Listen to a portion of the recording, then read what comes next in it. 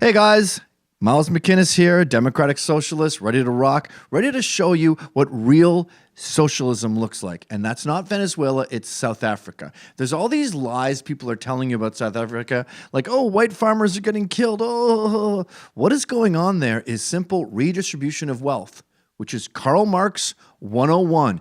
And guess what happens when white men get threatened with equality? They freak out, just like in Trump's America. So we just had these guys last week, super racist sounding names, by the way, Pieter Doorwaard and Philip Schutt. They got a combined 41 years for murdering an innocent black child who was just trying to steal a sunflower for $5 so he could make seeds to eat. And everyone's freaking out. Oh no, they're going to, you go to jail, you racist pigs. All the white farmers should go to jail and have their farms given back to the black people they stole them from. Now, of course, the white man can't handle justice, so they're all bitching over there going, oh, but it's only one witness. And that witness, who's named Bonakele Pakisi, he said he made up the whole story, and he has a history of lying. And why are you basing all that on one liar who admitted that he was lying? Because in a racist society, he probably wasn't lying, and they probably made him say he was lying. So they get prosecuted. And then they go, oh, but in South Africa, there's white genocide, and all the politicians are singing Kill the Boer. Kill the Boer is a song.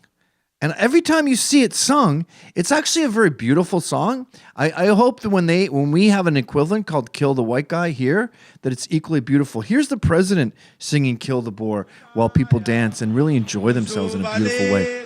Don't you wish our military was that fun?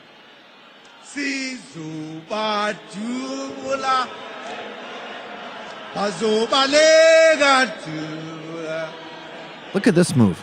It's like he's got two of those things you work out with to get muscles. And of course, sign language right there. In case you don't know the lyrics. No comment, by the way. But an even more exciting candidate over there, not candidate, but politician in South Africa, is leader of the Economic Freedom Fighters, EFF. His name is Julius Malema. Now, he gets in a lot of trouble for singing Kill the Boer, but in this little instance, he puts a fun twist on it. Check it out. Shoot to kill! Shoot to kill! Shoot the Boer! Oh, did you hear that, racist? Kiss the Boer. He changed the lyrics. And as the ANC pointed out, who cares if they say kill the Boer? It's free speech. I thought you liked free speech, Nazis. Anyway, Julius Malema keeps getting hammered for this, for stealing white farmers' land. He's not stealing white farmers' land. There is no such thing as that. This is something Tucker Carlson said that Trump got brainwashed by. Check the actual politicians and their actual quotes. No one is stealing white farmers' land. Check out this video of Julius explaining himself. Why hating them the most? It's political freedom. How can I go Twitter no? Oh, the cut feelings. I love that cut feelings one over there. Expropriation of land without compensation. We are exercising political power. That's enough. It is more hurtful. How obvious is that? He couldn't make it more obvious. They're not stealing land. They're exercising political power. And he explains, beyond a shadow of a doubt, that they are not calling for the murder of whites. Here's your evidence, people. Play it, Julius. We are not calling for the slaughtering of white people, at least for now. I've never called for their slaughter. I've never called for their killing, at least for now. I can't guarantee the future. Yeah, but I mean, you'd understand somebody watching that. They freak out. It sounds like a genocidal cry babies. There you go. God. And a lot of racists like to bring up that only about 80% of the farms work when they get expropriated. And the ones that do, that 20% are only used for subsistence farming, and all the tobacco fields die and all the different crops die, and South Africa's actually running out of food. Yeah, the black farmers who took them over need to practice. Whites got a head start, just like in America. I'll tell you one thing for sure. They're not going to be like Zimbabwe, who pussied out and said, please come back, please come back. I'm sick of racists in South Africa lying and talking about how hard their life is. Try being African American. Try being African. But no, they talk about the displacement camps where poor whites have to live. Oh, look at those poor whites on a reservation starving to death because of affirmative action is now in reverse. Yeah, it's called a taste of your own medicine, you racist pigs. I'm glad you're starving to death, you white bastards. Rotten hell, I can't wait till whites in America start starving to death. Then you'll learn what really equality is, you pigs. And they'll take a tiny fraction of, now South Africa's a very dangerous place. It's a very poverty-stricken place. There's a lot of crime. But what these white farmers do is they'll take so when something bad happens to them, and something bad happens to everyone, and they'll pretend it's like the worst thing in the world, and they'll be like, our son was burned alive. He was put in a big vat and boiled alive. Or, our granny was drilled to death with power tools. Ew.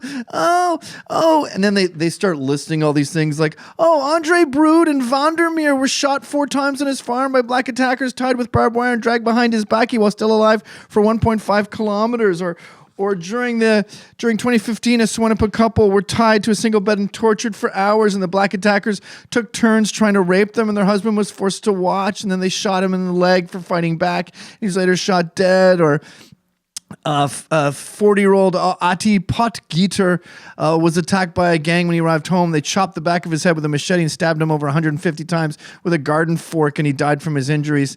Then they shot his wife after raping her. John, age 77, his wife, Bean, age 76, died of horrendous death at the hands of 4 black men that shot in the knees and tortured for 7 hours. Or 3 black men in 2012 broke into a family home and gang raped the mother, Geraldine, age 42, and then shot her in the head. The gang attacked her husband, Tony, age 53, with a golf club before shooting him in the head. Blah, blah, blah, blah, blah.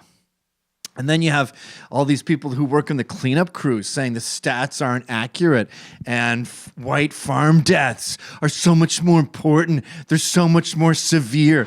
Listen to this whiny bitch. The brutality of the farm murders in South Africa is undescribable. We found pieces of nails being pulled out. We found hands being removed from bodies. We found people raped, murdered. With all the gross pictures all the time. Murdered, babies, children. The farmers trying to protect their families, and there's just no stopping. The farm murders are brutal.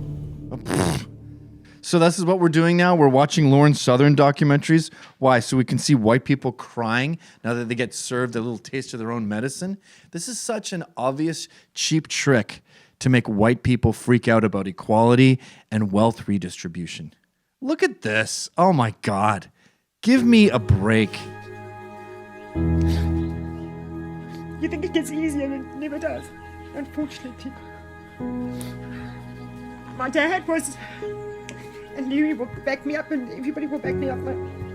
My dad was the most loving person.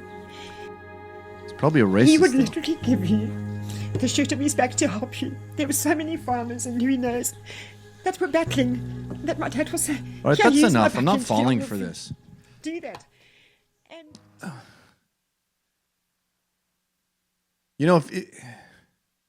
if you really want to see brutality that we should do something about, you should check out the Yulin Dog Meat Festival in China. It's really hard on the dogs over there. I am Miles McInnes. I make videos about social justice. To see them all, go to nohate.com.